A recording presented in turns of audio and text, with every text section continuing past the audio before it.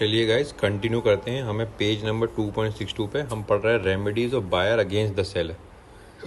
अभी हमने जो ऊपर पढ़ा था, हमने पढ़ा था अनपेड सेलर की राइट्स। अभी हम पढ़ रहे हैं बायर की राइट्स। राइट ऑफ बायर के पास क्या क्या राइट होते हैं। मान लीजिए जो सेलर है, सेलर ने अगर डिलीवरी से डिनाई कर दिया या कुछ भी आनाकानी करी तो वो डैमेजेस क्लेम कर सकता है।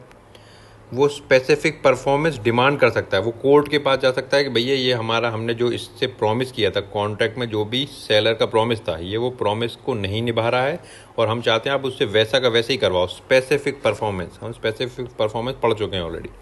Suit for breach of warranty, warranty का हमने पढ़ा था कि दो तरह की चीज़ें होती है, एक कंडीशन होती है और एक वारंटी होती है। अगर वारंटी का क्लेम है, मतलब कोई वैल्यू में कमी आई है या कुछ इस तरह का लफड़ा है, तो आप उसको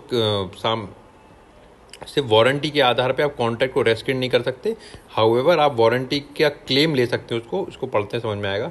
एंटीसिपेटरी ब्रीच, उसने पहले ही मना कर दिया कि भाई हम तो नहीं करेंगे ऐसा काम, उसके केस में क्या हो सकता है।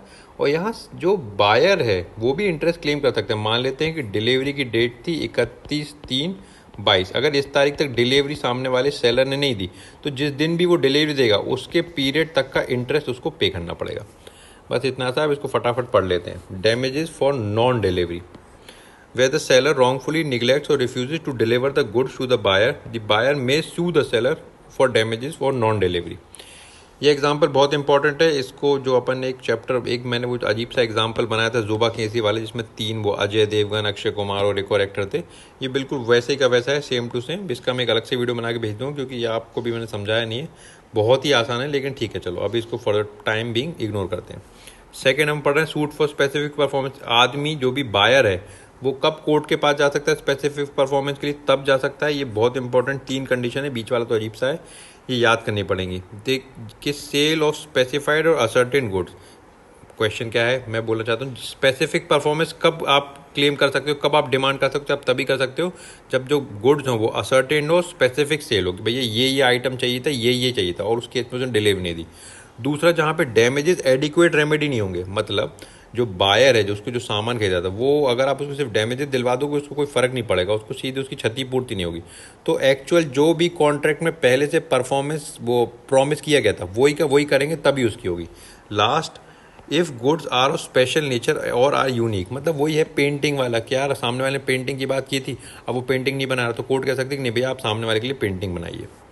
नेक्स्ट पढ़ते हैं suit of breach of warranty. ये पढ़ लेते हैं। Where there is a breach of warranty on the part of the seller or where the buyer elects to treat breach of condition as breach of warranty, the buyer is not entitled to reject the good only on the basis of breach of such warranty। कहना क्या चाहता है, बस ये कहना चाहता है कि जो बायर है वो डिलीवरी डिनाई नहीं कर सकता या वो कुछ भी मतलब अपनी तरफ से कॉन्ट्रैक्ट को रोक नहीं सकता अगर मान लीजिए जब कि वारंटी का क्लेम हो, मतलब कोई ऐसी वारंटी है जिसका क्लेम बन रहा हो, कोई वैल्यू में डिमिनिशन हो गई है, उसके कारण वो ये नहीं कह सकता कि हम डिलीवरी नहीं लेंगे। उसको डिलीवरी लेना पड़ेगी, लेकिन वो फर्दर वारंटी का क्लेम कर सकता है। किसके अगेंस्ट में, जो उसकी जो भी वैल्यू है एसेट की वो डिमिनिशन एक्सटेंशन हो गई वो उससे क्लेम कर सकता है। वो डैमेजेस और ब्रीच ऑफ वारंटी क्लेम कर सकता है। अगर आपने वारंटी और कंडीशन वाला चैप्टर जिस पढ़ा है इसके पहले तो आपको सब समझ में आ जाएगा।